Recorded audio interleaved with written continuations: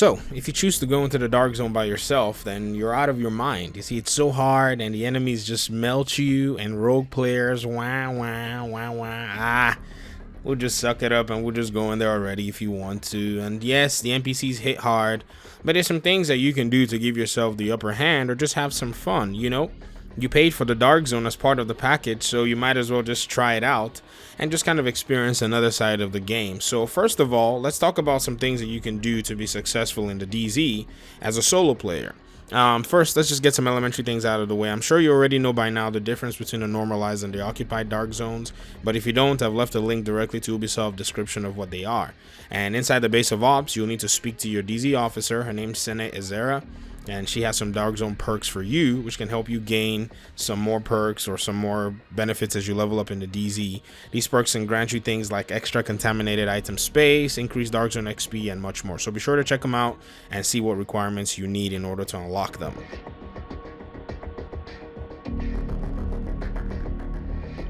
Alright, first things we're going to talk about in the Dark Zone is the loot drops. Now, you know that all drops in Dark Zone from the Division 1 are all contaminated, but in Division 2, not all the drops are contaminated. So there's a difference between the contaminated gear and the regular gear drops in regard to color scheme. If you look at the contaminated gear, there's this little red thing that kind of indicates that it's actually hazardous in some sense, and it's pretty cool. So that way you don't have to extract every single item that you pick up, which is kind of nice because you can go into the Dark Zone and not come out empty-handed if you're fortunate. Also, note that when you pick up a contaminated item, you don't see its stats because they're scrambled. So even if you pick up an item that you need, you may not know. So I think what the developers are trying to do with this is if you pick up an item, you don't necessarily know what it is. It's just a bet either way. And if somebody's trying to rob you, they don't even know what you have. So if maybe you're in a group and you pick up something that might be something somebody else needs, they don't leave the group and try to shoot you because of your items. So that kind of helps a little bit, I guess, with some things. I don't know where it stands, but let's move on to landmarks. So landmarks are in different stages. Their difficulty is indicated by different strokes, 1 for normal, 2 for hard, and 3 for challenging. Note that they will have different enemy types, and the more difficult landmarks are going to have more spawned waves of enemies that will come at you. But if you're playing the normal, you're only going to have one group of NPCs. If you go all the way through challenge, I think you're going to have 2 or 3 waves. And so make sure that you're very watchful about your surroundings. There's nothing worse than dying in the DZ, because if you're solo, no one's going to help you. And usually these NPCs, they're very, very aggressive. And so in the Dark Zone, it seems like they're much more on drugs than anything else. And so they're going to hit you hard. They're going to try to flank you. They're going to use exotic damage. But nonetheless, just try not to worry too much. There are checkpoints everywhere that are going to be unlocked immediately you finish the Dark Zone recon process. And so this is going to give you a lot of spawn locations in order for you to spawn from. Also, note that in the landmarks, there are chests that you can actually open if you have a Dark Zone key, or you could just steal the loot. If the chest has already been opened, I think maybe a few times, you can actually kind of reopen it by stealing the loot and getting stuff from it, which is going to trigger a white rogue timer, which is a rogue timer that does not necessarily mean that you've disavowed the division, but means that you're rogue, but at the same time, you're invisible on the map. No one can necessarily see you on the map unless they probably run into you. The next thing I want to speak about is supply drops. One thing that I've noticed is that supply drops are heavily contested in the DZ because it's really small. The Dark Zone has about 12 players or 16 players, I can't remember, per session. And so supply drops usually will have a lot of people trying to get them if you're in a session or in a server that has a lot of people. Also, there are elite bosses and there are minions that always want to cover the supply drops or try to maybe steal them when I think they can't. So focus on those bosses, focus on their minions, because they don't get distracted as easily as you think. They would actually hide and play some really smart mind games on you for you to think that there's no one guarding the supply drop anymore, and then by the time you go and start trying to touch it, you take some really heavy fire. So as a solo player, be sure to clear out the bosses and their minions before actually going to get the supply drop.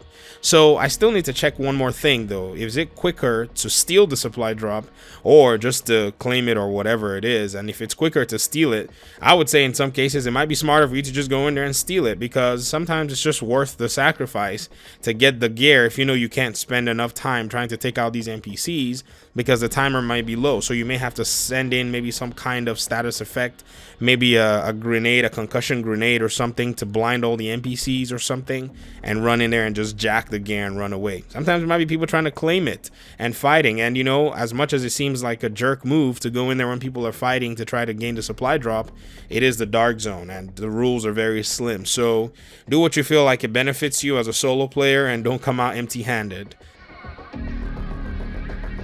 Now let's discuss extractions. These are very tricky, and each dark zone, there are only 2 extraction points, and they're usually areas of contention. So as a solo player, there are 2 schools of thought on how to extract. One of the schools say, put your loot immediately on the chopper and then guard it from distance. Another school says, make sure that you put the loot right before the chopper leaves. And I would say it all depends.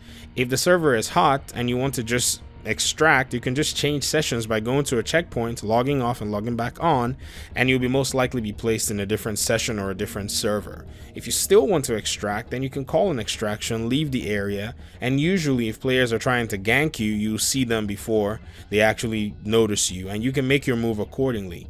But if you're the cunning kind of sneaky person, and there are also cunning kinds of sneaky rogues who just want to gank players for fun, what you can do is just place an incineration turret right in front of the rope. And trust me, with all that fire, it'll confuse even the most seasoned players. Sometimes they may not know that you've actually dropped that incineration turret, and it may be a little confusing for them before they can take it down and then try to get your loot.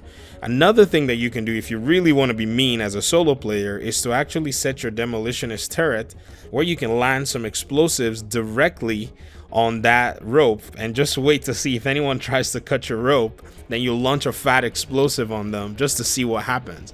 And be sure to make a recording of it. Make sure you have a video, because it will make for some really good memes if somebody had an explosive dropped on them.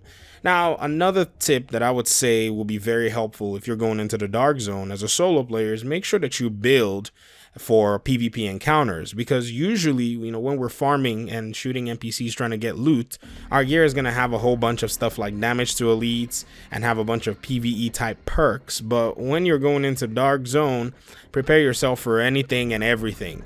A sizable amount of health and a sizable amount of armor will help you against other players. Even though it may not seem too significant against NPCs, other players would have just a slight difficulty in taking you down. And so if you need an OP build guide, watch Widz's video. It's all over the internet. The video is approaching almost 500,000 views, so it's not a secret right now on how to get a very good build. If you also want a one-shot sniper build, watch Marco Styles' video. And very honestly, you will probably have better pieces and better gear talents just sitting in your stash, and you can whip up a build in no time to defend yourself. So don't go into the dark zone with just a PvE focused mind. The dark zone is a PvP VE area, so people might attack you, and sometimes you might want to just, you know, respond, and so make sure that you're able to do so in the case of an altercation. The next thing that I want to speak about is checkpoints. So this is a very contentious area, but I would say the developers finally made the decision to put these in the game, the checkpoints and the checkpoint turrets. So I would say as a solo player, use this to your advantage. Now, this is one tactic that many may push against, but honestly, it doesn't bother me either way. If you're about to get ganked, the first thing you want to do is head to the nearest checkpoint, and 2 of your good friends, one of them called Shock, the other one called Turret, are going to save you. I mean, I can't emphasize how much this has helped me. The other day I was in a server and there was a supply drop, and we were all downing a bunch of NPCs. Next thing you know, some of the people come in, they take out the rest of the NPCs, and somebody claims a supply drop. I don't even know who claimed it, so no problem. I shot the boss alone, so I got the loot. Well, as things usually go, these folks go rogue on some guy and they gank him, and once they were focused on him, he was done. So I just calmly opened my map, marked the nearest checkpoint, and headed on right down there where I camped, trolled, and aggravated a ton of NPCs to help me fend off these guys. You see, the other dude kept running at these rogues and kept getting melted, but not me. I just stuck by my friends Shuck and Turret and allowed them to watch my back. All right, enough trolling. But there are activities in the Dark Zone that highlight the rogue protocol, and that's different from killing other agents. So these activities will send you on a task to run around and triangulate the Thieves' Den, which is a secret safe house where you can run off your rogue timer.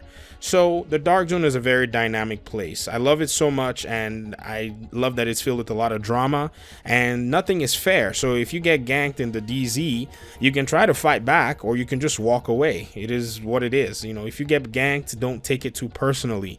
Just understand that it's a video game, and you know, you are pretty much the underdog if 4 people run up on you. I know it seems dirty, it's just what it is. You're in the DZ, and so expect that that's going to happen every single time you go in there. If you can win the fight, then great. If not, then, you know, like I said, GG. Now, at the same time, I want to quickly push back just shortly that because it's a game, and if you're getting trolled by turrets and players are using the turrets to their advantage, you cannot take it personal as well. It's just a game. The developers have put it there, and you can always just use a one-shot sniper build to still have your fun and take out NPCs that are camping by the turrets. So there are a lot of dynamics, there are a lot of opinions. Either way, it doesn't matter. I wouldn't go into the Dark Zone to really farm. I would not waste my time doing that because I can always farm in the open world. I'll go into the Dark Zone just to run around and play and just feel the excitement of the possibility that people will try to maybe gank me, or the possibility that I'll try to maybe get an advantage on them. Just whatever is in the game, you know, these are mechanics that the developers have put in there. And so go in there with the mind that you're probably going to come out alive and kind of enjoy the, you know, the sense of winning or the sense of making it through. And that's what I would say overall marks the Dark Zone. You can't take it personally. The Dark Zone can get a lot of people aggravated, can raise your blood pressure if you don't take time. So make sure you're calm, make sure you're built for the DZ, make sure you're using those checkpoints to your advantage, make sure you're wisely extracting. Don't let anybody take you just like that. And ensure that when you're doing supply drops, you have your eyes open. NPCs and players will try to get you. And watch out for those landmarks, and also be sure that you are wise in how you're dealing with loot, and you know, understand that sometimes you're gonna get good loot and sometimes you're not gonna get good loot, and that's fine. Like I said, stick to the outsides and do a bunch of farming, and then when you're advanced and strong enough, then go into Dark Zone and do whatever you want to do. Farm, play around, mess around, it's all good. Anyways, I just want to thank you guys for watching this video. I appreciate your time and your audience. Please leave comments to tips that you have to help people in the Dark Zone, and thank you once again for your time and audience, and I guess I'll see you in my next video. Peace.